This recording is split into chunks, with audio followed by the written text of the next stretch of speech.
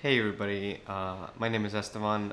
You guys don't know me, but I'm George's son, and I'm the one behind the camera all the time, editing and shooting all the videos. So this is gonna be a new series that we're gonna do. It's basically like a daily vlog. Because apparently you guys have been interested in basically what the daily life for my dad is. So basically, here it goes. My son is a aspiring filmmaker. It really would be cool for him to tell the story of the dad that he knows. The dad that basically when he was 10 years old quit his company and decided to move the family to Mexico so that I could make breakfast for them, so I could just be there for them every day of their life, go to the Little League practice and do a lot of the things that, I wish my father had done, but unfortunately he had to work 2 jobs a day, so he did not. But this documentary about my life that will be filmed next year, it will be telling the story from my son's point of view. So he's going to tell about the father he knows, but then he's also going to tell about the father he did not know. The father that was this infamous drug lord. And I think that was really critical and timely is that we're so enamored with this world of narcos, and there's really nothing to love about that world. Yeah, those people are fascinating, and we lived a extravagant, lavish life, but we lived an empty life.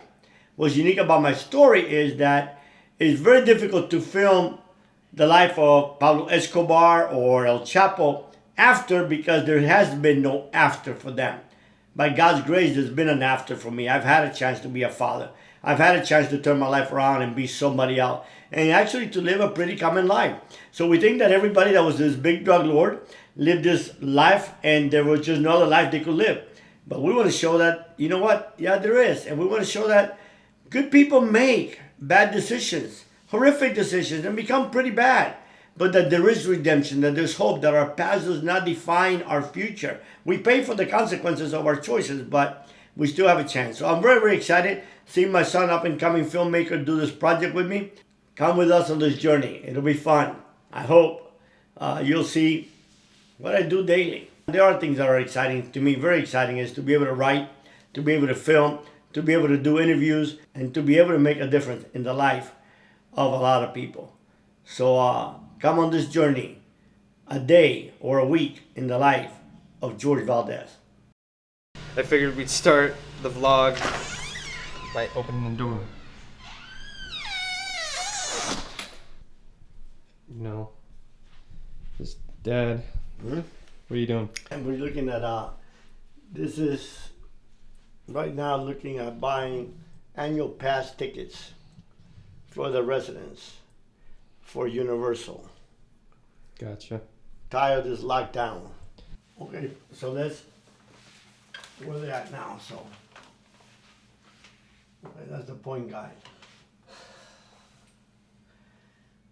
Okay. For a buy a day, get a second day free. Kind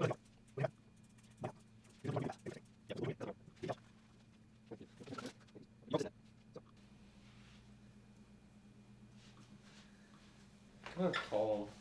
Okay, let's go colder. What are you doing right I'm now? gonna do this blog in a minute, but I need to. What kind of blog? What blog are you doing? I'm doing the blog about the song. Which song? Yeah, so you wanna write? Garth Brooks? Yeah.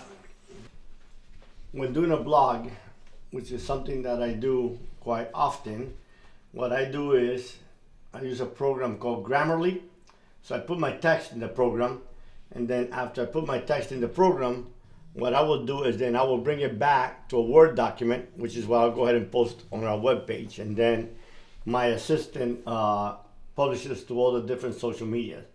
So today, which is I'm a little behind because we've been moving. I'm doing this blog on the song by Garth Brooks in 1992. I did a YouTube video about it, We Shall Be Free. And it's very, very interesting that it was very controversial, even though it sold 2 million copies, the song, it did not make the top 10 because a lot of radio stations prohibited it from being played. So what I want to do is I want to bring out some of the elements of the song and see how 28 years later, they're so much prevalent today as they were back then, or they're just as prevalent. Funny that today we can play it in any radio station as opposed to the fight that God had. But though we can play it, it means that the problem has been more acceptable, but yet the solution don't exist.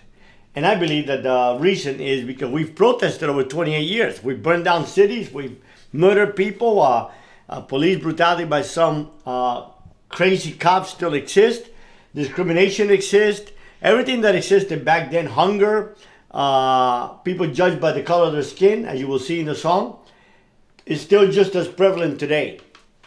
But even though we protested for all these things that we hate, especially the communities of color, again, nothing has changed. So the reason is, and what I will deal with in the blog, is because I believe that we just don't realize, or we just have never been able to identify exactly what are we protesting for.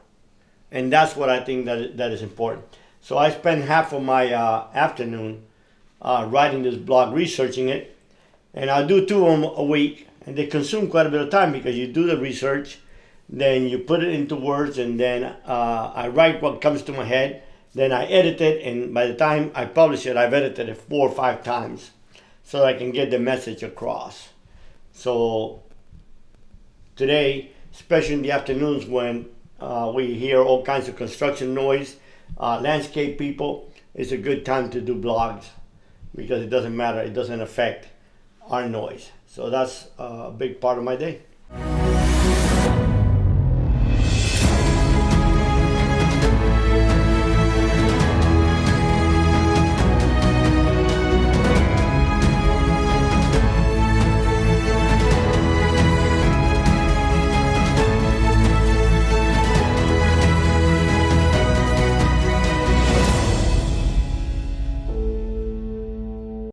Hey guys, hope you enjoyed that vlog. It'll get better as time goes on, so expect that to happen, and expect to see this every day now. Thank you for watching. Have a great day. Thank you for visiting the channel. If you have enjoyed the content today, please subscribe to the channel and also go to my webpage, www.jorgevaldezphd.com. If you join our community, we will send you a copy of our book. God bless.